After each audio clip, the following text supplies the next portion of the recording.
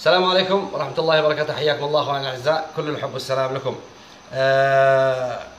نزلت لكم مولد الرياح، وللامانة يعني طبعا ما اتوقعت انه بيحقق هذه المشاهدات العالية، ولكن دل وانما يدل على حاجة الناس للطاقة في الوطن العربي بشكل عام. الناس تعيش في ازمة كبيرة، وما زلت عند وعدي انه اصور لكم المنتج مع ساعة امبير عشان نوضح كم يطلع امبير، نستفيد هل الامبير عالي او ما فيش امبير يعني يذكر. ولكن زي ما قلت لكم الهواء عندنا تعبان. اخوه يكلموني كثير على متابعه يا عم حسن انه في معنا دوائر الكترونيه، معنا مثلا اي جهاز نبغى نتابع، يعني متابعه بسيطه كيف اني احل مشكلتي في قطعه معينه. طبعا معي سخان موجود هنا خربان، للامانه كان خربان بمعنى كلمه خربان، ما فيش شغال او ما يشتغل شيء. فمتابعه بسيطه وصلت اني اشغله. الهدف من المقطع اللي ما عنده معلومه البسيطه هذه، كيف اني اتابع دائره كهربائيه بسيطه من البدايه حتى اني اصل للحل، يتابعنا. واللي ما شاء الله ملم اسال الله لكم التوفيق، ينسحب وفوق راسي.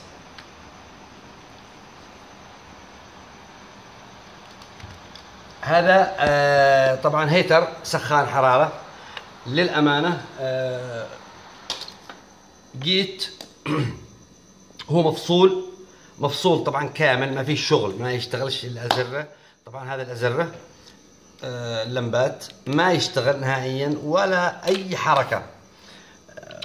الشباب طبعا قالوا بيرمونه، طبعا العيال أولادي ما شاء الله قالوا هذا ما منه فايدة. فقط بديكم خطوات ايش سويت حتى وصلت الى مبتغاي. طبعا تكون حذر في العمل مع كهرباء 220. يكون معك اميتر، اي نوع من الاميتر، ما عندك اي مشكله.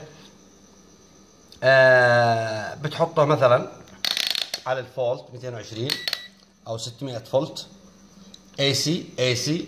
واول خطوه طبعا انا شبكت التوصيله، شبكتها وين؟ شبكتها في الكهرباء، ونعطي فرضيه انه ما فيش شغل، ما اشتغل شيء. فعلا الان ما اشتغلش، تلاحظون ما اشتغل شيء وهو مشبوك. فببدا اولا اعطيني كاميرا يا احمد هنا. تلاحظوا هنا اول ما جيت العله الاولى حصلتها هنا، جيت وهذا المكان محروق. تلاحظوا الاسلاك هذه يابسه منتهيه خلاص هذه، وهذا القاعدة تلاحظونها خلاص متنفخة منفوخة. فبديت أول شيء إنه أتأكد هل السلك يوصل. فأخذت فحص هنا، أعطاني 220. خرجت هنا جيته ما في 220. وهذا طبعا ليس على السخان، هذا على أي جهاز كهربائي يعمل، إن كان بالدي سي أو يعمل بالاي سي. تكون حذر طبعا. الدي سي ما في خطوره، 12 فولت ما فيها خطوره، ما فيها موت. ال 220 خطير. فحطيت هنا ما فيش كهرباء، رحت قصيت الاسلاك، وصلتها توصيل مباشر. تلاحظوا توصيل مباشر، وفعلا وصلت الاسلاك. بعد ما وصلتها رحت شبكت الكهرباء، شبكت التوصيله، وبديت تابع الاحمر، هل الاحمر بيخرج بيعطيني كهرباء ولا لا. وفعلا تابعته. حطيت في الطرف الازرق، طبعا هنا معي سلك ازرق تلاحظونه، اللي هو الازرق والاحمر هم الاساسي 220. فحطيت لمبه الفحص على ال 220، بقيتها على 220 وحطيتها هنا. تلاحظوا في الفيش نفسه الازرق، وبديت ادور اشوف ال 220 هل هي هنا، هل في هنا. فعلا وجدتها موجوده. بعدين رحت للاحمر نفسه، وصلت الاميتر في الاحمر، في الخط الاحمر، وبديت اتحسس الحساس السنسر اللي هنا. تلاحظوا الحساس هذا، هل الحساس شغال؟ فوجدت هنا 220 ووجدت هنا ايضا 220. تلاحظوا دخلت ال 220 لوين؟ للدائره. وفعلا دخلت للدائره، والكنترول هنا موجود. فكيته، فيه 2 ريليات ريليات في سماعة، وفي الفيشة هذه تروح للأزرة، ولكن وصلت الكهرباء إلى هنا إلى هنا وما اشتغلش، ما اشتغل معي. تلاحظوا اللمبة أحمر، تلاحظوا هنا الزر ما فيش. فتعرفون حسن أفكاره مجنونة، هو مجنون. ليش أحمر؟ لابد أن يتحول لأخضر وأشغل الدائرة. ما دام الدائرة مكتملة، الدائرة ما فيها شورت، ما فيها حريق. تابعت هنا وقلت أو شكيت في الذحل أو الصدى اللي موجود هنا، في صدى شكيت إنه الأزرة خربانة، وفعلا طلع كلامي في محله، وهذا أيضا الكلام لكم. فأيش سويت؟ الأميتر حولته، وطبعا كل واحد له ما شاء الله ذكاه وسياسته في الكهرباء. حطيته على المقاومة، على جرس الأميتر، وضغط ضغطة دايود. خليته نظام دايود، والدايود معروف انه بيعطيني باتجاه. فرحت ايش سويت؟ جبت النظام ادور على وين الازرة. تلاحظوا الان الجهاز طافي، فبحط بقرب هنا بشوف. قبل ما اقرب طبعا لابد نتاكد واكون حذر، 1000 مرة اقولها لكم. شوف الازرة، فبحط كذا ما فيش، بقلب. تلاحظوا اشتغلت المروحة طبعا. اوكي، شوفوا ايش تحول هنا، تحول الى اخضر، وهنا اخضر.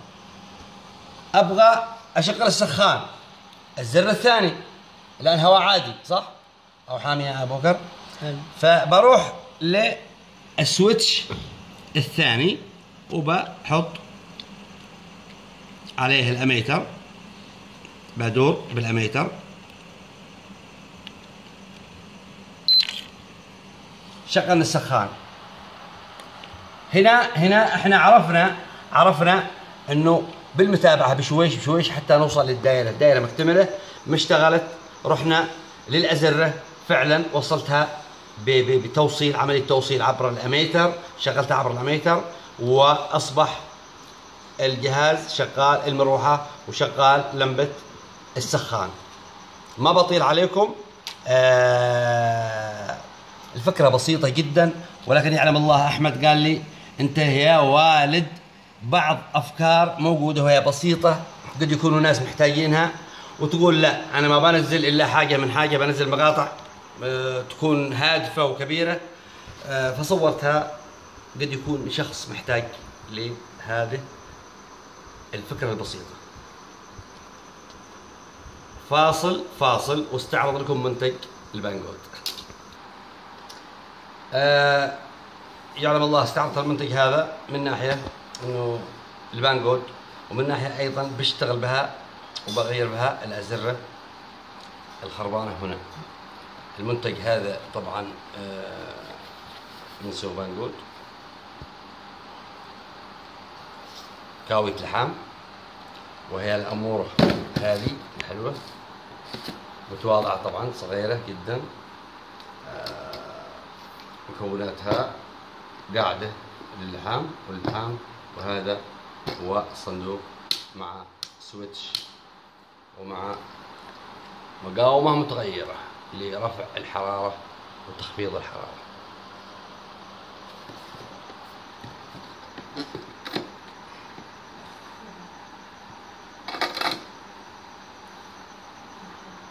فمن أراد يشتريها أو يشوفها موجودة على سوق بانجود، بحط لكم الرابط أسفل الفيديو.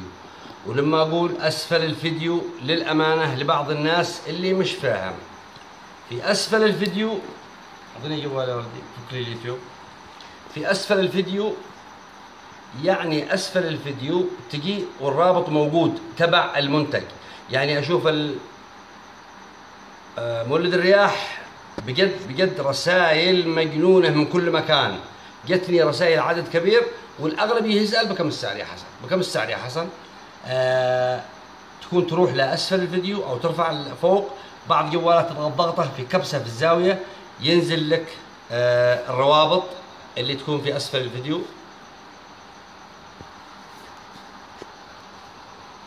خافني ما أعرف شو الجوال كمان. ليش؟ ها؟ وده بيك. تلاحظوا لما أقول أسفل الفيديو، أسفل الفيديو هنا شوفوا السهم اللي هنا، السهم اللي هنا بأضغطه ينزل ويفتح معي الروابط تبع المنتج. أتمنى أنكم فاهميني. هذا اللي يتابع طبعا، اللي يتابع منين؟ من الجوال. هنا ضغطه ينزل الرابط هذا. ولا تنسونا من اللايك، ولا تنسونا من الاشتراك، ومن تفعيل الجرس عشان يصلكم كل جديد. أتمنى لكم السلام. بحط لكم رابط المنتج في أسفل الفيديو، طبعا الآن مشان ما أطيل عليكم فقط بقوم بتغيير الزر. طبعا تشوف أنت 4 أرجل، ولكن عملي هي خطين. تلاحظون خطين، هذه الرجل موصلة مع هذه، والرجل دي موصلة مع هذه، بمعنى هذه واحدة وهذه واحدة. فقط تعمل تاتش ما بين ذا وذا، وبيصير انه بيشتغل. اذا النظام ممتاز او نظام كويس بيشتغل معك.